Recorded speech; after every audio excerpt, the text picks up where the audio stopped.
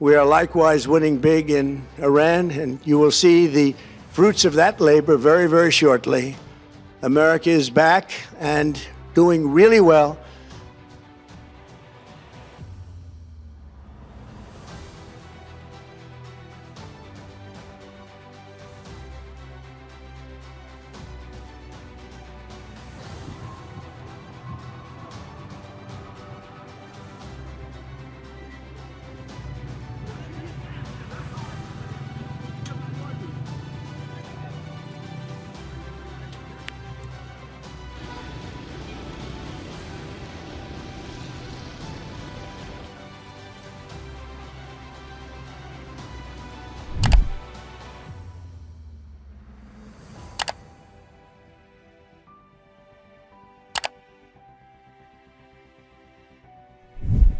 Rencana Amerika Serikat untuk memenangkan perang kembali terjegal manuver cerdas Iran.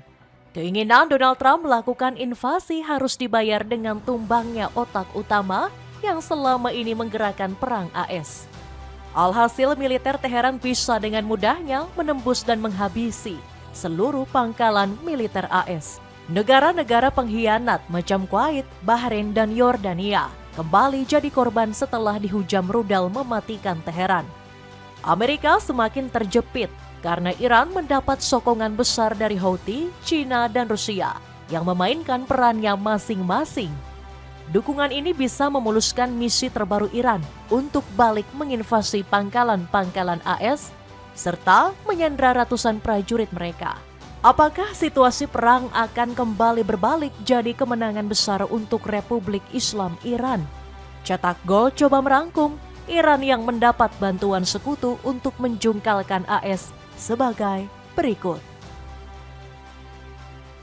Iran melawan agresor, targetkan habisi otak perang AS. Kelanjutan perang di kawasan Timur Tengah semakin mendekati titik paling mengkhawatirkan. Semua ini akibat tindakan tak terukur Amerika Serikat yang terus menggempur Iran. Sang agresor terus cari gara-gara dengan menyambar sejumlah situs vital milik negeri para mullah.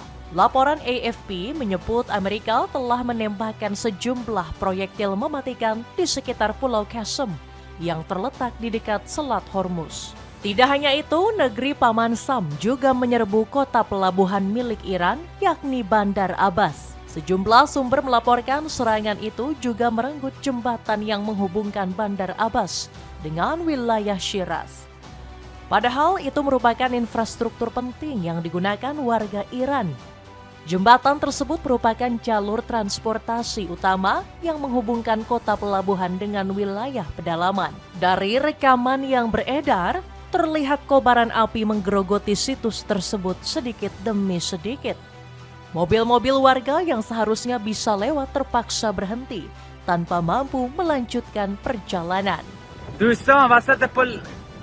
دوستان پل گریوه وسط ولی داده وسط کفته یه خورده وسط تریلی تانکر ای پل دومی کاری وسط گریوه ما رخونه ایزاری. Terlepas dari situasi perang yang semakin tegang, ada satu alasan mengapa tindakan Amerika sudah kelewatan. Pasalnya, situs yang mereka serang bukanlah instalasi militer seperti yang dilakukan Iran, melainkan sebuah fasilitas umum yang seharusnya dinikmati oleh warga sipil. Terlebih situs tersebut terletak di Bandar Abbas yang sangat berdekatan dengan Selat Hormuz. Jadi, boleh dibilang serangan AS kali ini tidak hanya mengganggu mobilitas warga sipil, tetapi juga semakin mengancam perdagangan regional. Akan tetapi, rezim bengis Donald Trump nampaknya sama sekali tidak memperhitungkan kemungkinan itu. Malahan, Presiden Amerika Serikat itu berambisi melakukan langkah yang jauh lebih ekstrim. Dirinya dilaporkan punya rencana untuk merebut Pulau Karg dari tangan Iran dengan mengerahkan invasi darat. Spekulasi ini muncul setelah interview kontroversialnya bersama Fox News. And so we've already Are you ruling out a ground campaign? in a limited Well, capacity? I don't want to say that either, but I would say no if I thought it was appropriate. It's like sometimes you need a ground campaign, but we have other people that will do the ground campaign for us. But we already hit Cargill Island, as you know, twice, even 3 times. I said hit everything but the oil. Just leave that little area from 25 yards out. Leave that little area. Don't touch the oil. Because I don't want that in terms of the world economy. It's a chunk of the world economy. So we haven't hit that. At some point we could, but I think it's unlikely. As far as taking it is concerned, if we degrade them far enough and deep enough back, I would do that. Sekarang yang jadi pertanyaan, apakah skenario tersebut mungkin dijalankan oleh Amerika?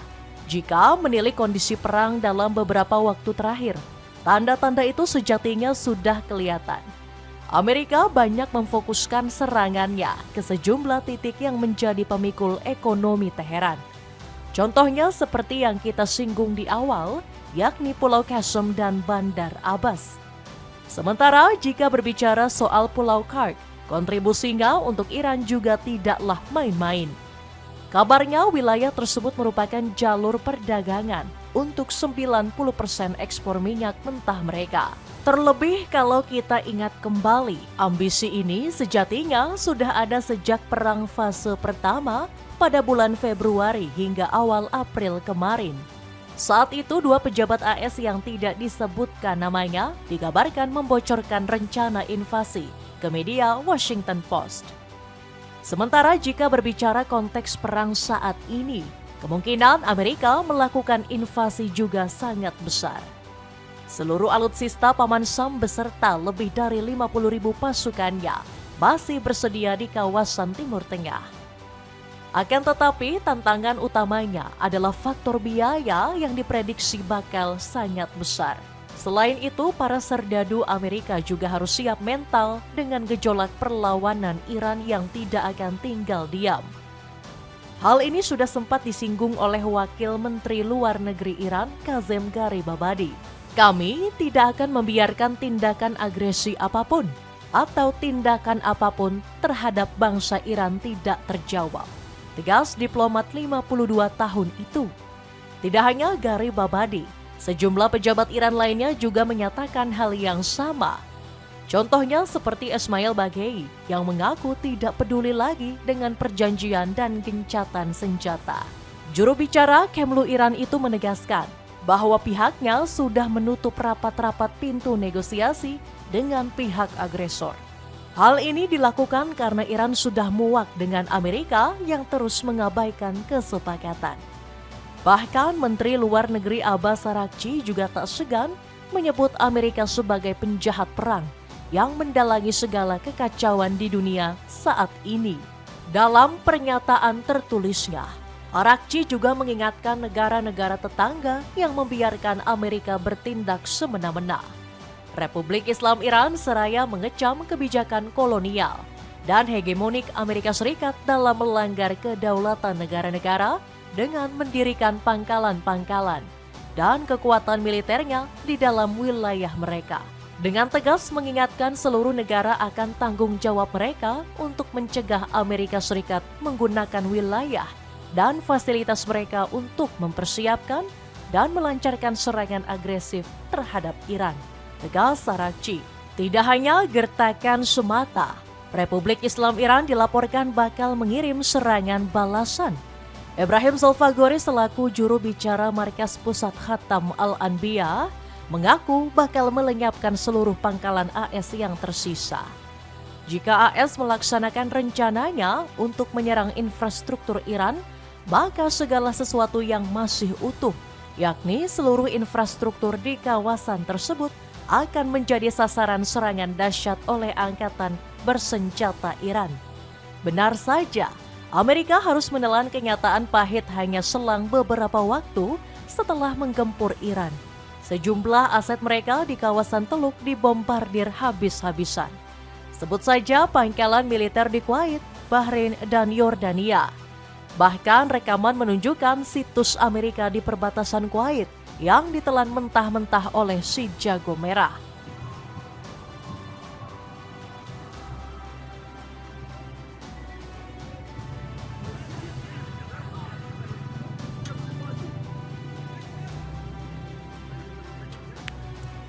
Di sisi lain, gempuran brutal Iran diprediksi tidak akan berhenti sampai di situ saja. Pasalnya, negeri Paramullah dilaporkan bakal mengalihkan target kepada otak utama yang menjadi andalan Amerika dalam berperang. Bukan lagi alutsista macam jet tempur atau kapal perang. Iran kini mengincar infrastruktur yang merencanakan, mengendalikan, serta menyokong agresi terhadap mereka. Hal ini sejatinya semakin terlihat dengan manuver Iran yang fokus memburu pusat komando, kendali intelijen, jaringan radar, serta sistem logistik AS. Dalam rangkaian serangan terbaru Iran, ternyata banyak yang mengenai sejumlah instalasi tersebut. Contohnya di pangkalan udara Ali Al-Salem di Kuwait, yang menghantam instalasi radar, sistem pertahanan Patriot, serta tangki pengisian bahan bakar. Sementara itu, pangkalan Sheikh Isa di Bahrain dilaporkan kehilangan sistem komunikasi dan instalasi radar strategis, termasuk juga jenis Super Hawk dan Patriot. Terakhir di pangkalan udara Azraq, Yordania, serangan Iran dilaporkan berhasil mengeliminasi sistem komunikasi militer, situs radar tetap, serta depot pengisian bahan bakar. Dengan sederet kerusakan ini, Amerika diyakini tidak akan bisa bertahan lama seperti perang sebelumnya. Terlebih sudah lebih dari 20 pangkalan mereka yang mengalami kerusakan sejak perang 40 hari. Selain itu, persediaan rudal Patriot AS juga dilaporkan semakin menipis. Terbukti dalam operasi serangan Iran, wilayah negara-negara sekutu AS macam Kuwait, Bahrain, dan Yordania bisa ditembus dengan begitu mudah.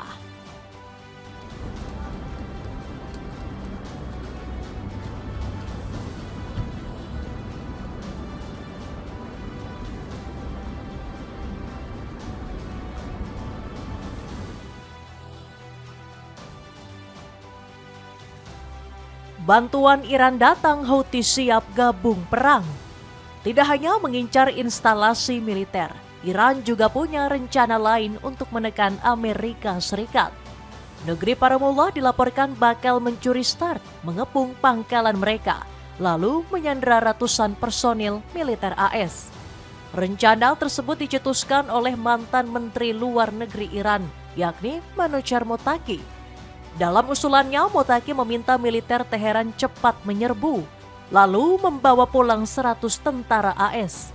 Usulan saya adalah kita melancarkan serangan darat ke salah satu pangkalan AS di wilayah tersebut, menangkap 100 warga Amerika dan membawa mereka ke Iran, tegas politisi senior tersebut. Sekilas rencana tersebut memang terdengar cukup gila dan mustahil, apalagi jika mengingat kecanggihan yang dimiliki Amerika di setiap pangkalan militernya. Akan tetapi hal tersebut sejatinya cukup masuk akal jika Iran bisa mematikan otak utama AS seperti yang kita bahas tadi. Tanpa pusat komando dan intelijen, jaringan radar, serta sistem logistik, mereka jadi lebih mudah ditembus. Terlebih, negeri Paramullah juga akan mendapat sokongan dari sekutu setianya. Pasalnya, Houthi sudah diberikan tugas langsung dari Teheran untuk mengantisipasi gerak lanjut AS. Mereka dipasrahi tugas untuk menutup jalur minyak di Laut Merah jika Amerika menyerah infrastruktur listrik Iran. Kabarnya Houthi juga sudah menyiapkan drone penyerang di sekitar wilayah Bab el-Mandab. Seandainya seluruh rencana itu terlaksana, maka Iran bisa membalikan keadaan secepat kilat. Kehilangan pangkalan militer dan ratusan prajurit bakal menahan gempuran militer Amerika. Sementara itu, penutupan Laut Merah sebagai salah satu jalur perdagangan minyak terbesar dunia bakal membuat mereka ditekan satu dunia yang ikut kena dampaknya. Dengan begitu, Donald Trump tidak bisa lagi berbuat semena-mena seperti saat ini. Tampilanmu makin kece kalau jogging pakai sneakers dari brand Keeping. Kini turun harga hingga 60%. Cek linknya di bawah ini. Ancaman nyata Rusia, Cina melawan kebiadaban Trump. Selain sekutu Timur Tengah, sahabat dekat Iran lainnya dari wilayah lain juga semakin vokal menyuarakan bantuan. Salah satu yang paling keras adalah Cina. Rezim Xi Jinping bahkan berani menundukkan Amerika Serikat di hadapan anggota PBB. Peran heroik itu diemban oleh Sun Lei selaku utusan Cina untuk PBB. Dirinya bahkan tidak hanya mengutuk Amerika, tetapi juga membela Iran, Yaman, serta Palestina. Menurutnya, Amerika adalah sumber kekacauan yang menyebabkan bencana di Timur Tengah. AS memiliki tanggung jawab yang tak terbantahkan atas situasi saat ini di Yaman dan Laut Merah. AS lah yang menghalangi upaya Dewan untuk mengakhiri permusuhan dan membiarkan krisis di Gaza dan perluasan ketegangan. Tanpa otorisasi Dewan Keamanan dan di tengah negosiasi antara AS dan Iran, AS melancarkan serangan militer terhadap Iran. Sekali lagi menjerumuskan situasi di kawasan itu ke jurang yang berbahaya, kata Sun Lei.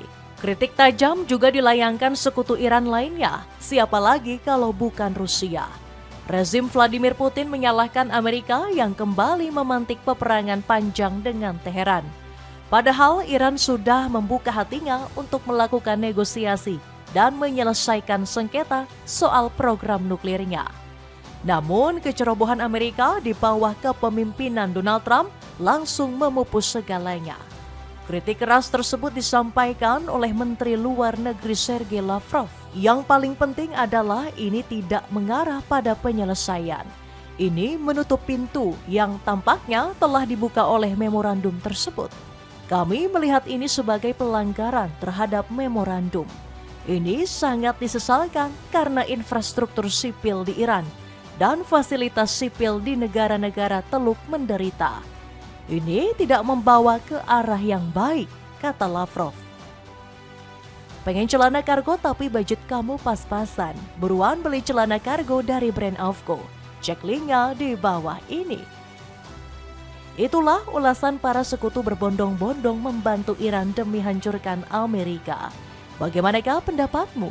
Apakah Amerika akhirnya memutuskan menyerah dan mengakui kekalahannya di hadapan aliansi Gahar Teheran? Coba tulis pendapatmu di kolom komentar di bawah ini.